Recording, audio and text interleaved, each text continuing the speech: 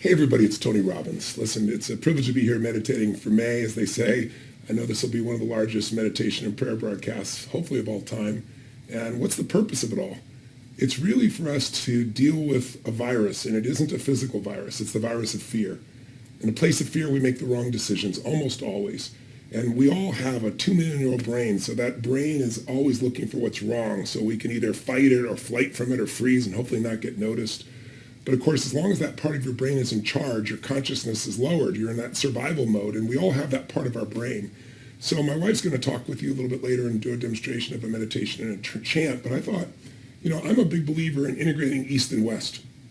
If you think about it, in the West, we're really good at mastering and manipulating and taking control of our external environment, at least for the most part. And we've built a certain level of external quality of life. You go to the East, you can find a man on a street corner or a woman who's in deep meditation and in pure joy, and they have nothing whatsoever, or they're dying and they're euphoric. If you go to a place like Varanasi, for example, I go there, it's one of the oldest cities in the world, and literally people there, based on their religion, go there to die because they believe if they die there, they go to nirvana. They don't repeat the process again.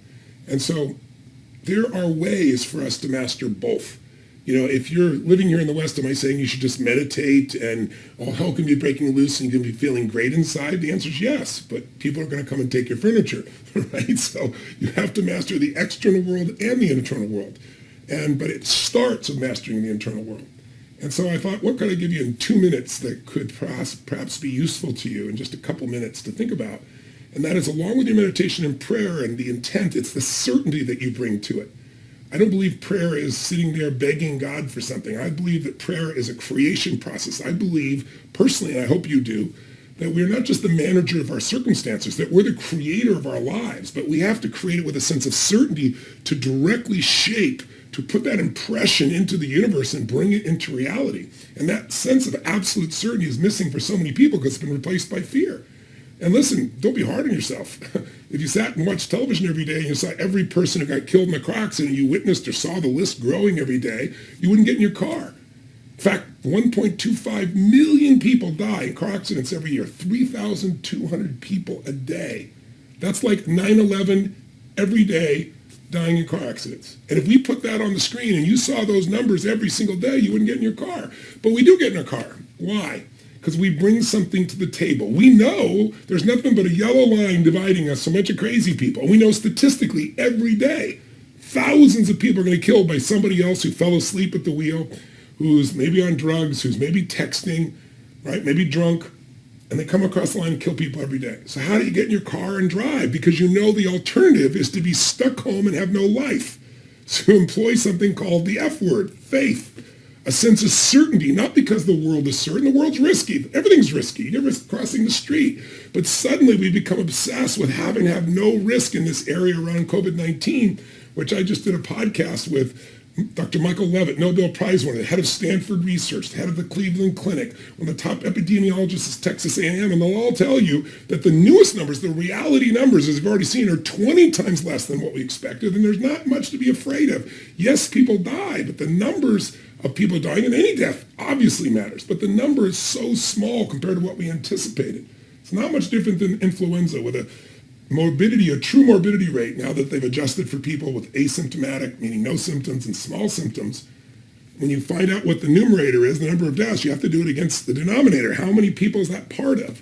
And now finding it's 0.12 to 0.2, which is right in the flu range. So you got to extract yourself out of fear, and you've got to treat or meditate or believe and create with certainty. Be the creator, not the manager. What will help you with that is 3 decisions. And that's what I just want to leave you with today. There's 3 decisions you're making every minute of your life. You're making them right now as you're watching me or listening in this moment. And the first decision you're making, by the way, these 3 decisions, everybody's making them. Most people are making them unconsciously, which means whatever your old conditioning, whatever the environmental conditioning is, tends to determine, number 1, the first decision, what you focus on. But you can make that decision more consciously, because whatever you focus on, please remember, you will feel. Focus equals feeling, even when what you focus on is not true. Have you ever had something you're so worried was going to happen, and you ruminated about it, thought about it, got stressed about it, and then it never happened? My bet is that's happened to you more than once in your lifetime, maybe many times. Most of the time, our worst case scenarios never come to be, but we experience the pain over and over and over again. What's the old phrase? A courageous man dies once, the coward dies 1,000 deaths.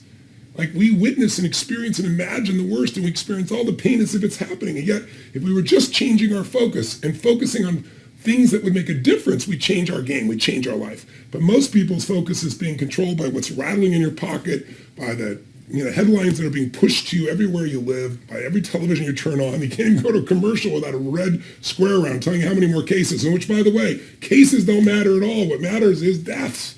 Cases, as long as we keep testing, the cases will keep going up. So we can't let the environment control us. We got to master our inner world so we can master our outer world. First way to master it, take control of your focus. So here's a quick test. I could give you dozens of examples. I'll give you two. Tell me, right now, answer for yourself, if we all do both, but if you had to say, where do you focus more, on what you have or on what's missing? What would your honest answer day to day, or especially in a stressful time? What would your answer be? Now, when I do a seminar and I can talk back with someone, it's just not a one-way conversation. I got 10, 15, sometimes 35,000 people in a stadium, and I ask everybody this question. And if it's an achiever audience, most of mine are, about 80% of the people focus on what's missing, not what they have. Sometimes they feel bad about it, but they keep thinking what's missing because they use that to try to motivate themselves. Now, if you're an achiever and you've been making things happen in your life, if you're like a Mike Tyson here or anybody else, doesn't matter what you do, you're going to find that drive is still inside you to progress, to make a difference. You don't need to have something missing to do that. And the problem is, it's not bad to figure out what's missing so you can fix it. That's part of leadership. But when you stay focused on always what's missing, how could you ever stay happy, fulfilled, or having a sense of meaning? You can't. If someone's always focused on what's missing, what are they going to feel? Frustrated, not enough, overwhelmed, stressed, depressed. Now, if you focus on what you have, you start to build what we know comes from gratitude or prayer, right? Gratitude destroys the two things that mess up just about everything else in life, the two emotions, fear and anger. You can't be grateful and fearful simultaneously. You can't be angry and grateful simultaneously. So it's the antidote to what messes most people's lives up. So if you can focus on what you have and feel that gratitude, and I have a ritual I do every morning for this, and you make it real, and you build that, you can train your brain, because most people have a highway to stress and a dirt road to happiness. And they're just wired that way. But you can rewire yourself with a new pattern of focus. And if you're unfamiliar with priming, you can go to my website and we give a video for free of how to do this 10-minute priming process that'll literally prime your nervous system to be like that.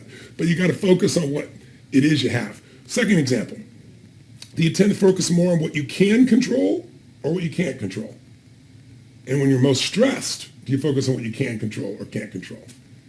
Now, when I talk to my audiences, 75, 80% focus on what they can control, but they're split. They're focused on what they can control. That's why they came to the seminar. Turn around their business, their finance, their body, their relationship, whatever it is. They believe it can be changed. They need new tools, strategies, insights. They're willing to do something about it. But at the meantime, you're always looking at what's missing. It's like you're putting one foot on the accelerator and one foot on the brake simultaneously. You're draining yourself energetically on the one side and trying to make it forward on the other. What if you got somebody, and by the way, this is software. It's nothing personal. Think of it as software. If you run certain software, you're going to be angry, or you're going to be frustrated, you're going to be sad, you're going to be overwhelmed. Other software, you're going to be excited, you're going to be passionate, you're going to feel alive, you're going to feel love. You're going to feel the desire to contribute, the sense of generosity, the aliveness inside you. What would you say the pattern would be with somebody who has both these? They focus constantly on what's missing, no bad intent, just what's missing, what they're not doing enough, what's not enough in the world, what's not where they want it, what they're not, and then they focus also on what they can't control. Well, you know they're going to be stressed, frustrated, overwhelmed. See, most people, I ask people in my seminars, how many of you know someone who takes antidepressants and they're still depressed? And I get 95% of the room, and my room usually has about 40 or 50 countries in it. We're translating usually for anywhere from 6 to 10 languages. It's a worldwide thing, so how come? How could you be depressed if you're taking antidepressants? Well, on the side of the box it says, can cause suicidal thoughts and things of that nature, yet we still sell it because all it does is numb you. It doesn't change the source of the problem, which is you're constantly focusing what's missing. You're constantly focusing what you can't control. And or maybe you're constantly focused on the past, which you can't change, versus the present you could experience or the future you're going to create. So I could teach you a dozen of these, but the first decision we make is what are we going to focus on? And if you take back control of that and focus on controlling what you want instead of letting the world come at you, because the news today, good people, I know their intent is pure, but it's a business. And we're no longer in the information age. The information age died years ago. Right? There's too much information. We're drowning information. We're starving for wisdom. And so what's happening now is they've learned that they got to compete with everybody else who wants your attention. And so they only get your attention is startle you. The news doesn't inform us or educate us. It startles you. Your child could die from drinking water. In the middle of this entire pandemic, CNN, ABC, they're all putting out the murder hornet. You look it up, and this murder hornet has killed 50 people out of 7.5 billion in the whole world. And they're like, major news. We found a murder hornet in Washington. It ought to just show you the basis of journalism today. Unfortunately, everybody knows it. If it bleeds, it leads. You got to take control of your own mind. So take control of your focus. Real quick, last two. Second decision is, what does this mean? Is this the end or the beginning? You know, the greatest story of mankind is the comeback story. Everybody gets knocked to their knees. Everybody I know has been knocked to their knees in some level by this COVID-19, or at least our response to it. So the question is, you know, what does this mean? If you think it's the end of a relationship, you're going to treat somebody very differently than you think it's the beginning of a relationship. And you're going to create a different relationship because of it. It's self-fulfilling. Can you see that? See, if you think God is punishing us, or God is challenging us, or this problem is a gift from God, you're going to feel and behave very differently, aren't you? Or what if you think it has nothing to do with God? It's human beings making silly decisions, and we got to change it. If you think someone's disrespecting you, or they're challenging you, or they're coaching you, or they're loving you. See, meaning equals emotion, and emotion determines the quality of your life. Because the third decision you're going to make is, once you focus on something and decide what it means, you got to decide what to do. Doing nothing is a decision also. But whatever you do, there are consequences. Whatever you do or don't do. And if you're in a pissed off state, you're going to do something very differently than if you're feeling in a generous or gracious or playful or grateful or excited state of mind. So think about these three decisions along with your meditation, because they can give you the certainty when you do your meditation or your prayers, where you're creating what you're asking for. You're knowing it to be true as opposed to begging for something. I don't personally believe that's the style that produces the greatest quality of life for people. We're all here for something larger than ourselves. We're all here to serve. In the end, there's two things that make us feel fully alive. We got to grow. And good news is right now we have a worthy opponent. And the opponent is not the virus. The opponent is fear. If we have a worthy opponent, if you fight and build against that opponent, the size of the hero, the quality of the hero is determined by the quality of the opponent. If they're really evil and horrible and brilliant and you can overcome them, you become even more. That's what we have to do. So this too shall pass. So the only question is, this whole COVID, we've been around 200,000 years as humans, right? So we've been through every virus, we're going to be just fine. We're resilient creatures. So who are you going to be when this is over is the real question. And I would submit to you, who you're going to be is going to be determined not only by meditation, but by the way you answer or consciously make these three decisions. Decide what you're going to focus on. Make sure it's something empowering. Find an empowering meaning. And take actions that will serve not only you, but those you love. I hope these couple moments have some insights that you might find useful, and I hope you will take care of yourself and your family. And I send all my love to you, to all those you care about, and to all the first responders, all the truck drivers, all the food service, all the people who, in spite of their fear, have gone out to serve all of us so that we can continue to have our culture and our society. And I look forward to celebrating the new future, this new beginning, and maybe all of us being able to share our comeback stories of how we took this challenging time and made life and made our world even better. Till then, namaste. Live strong, live with passion, and God bless.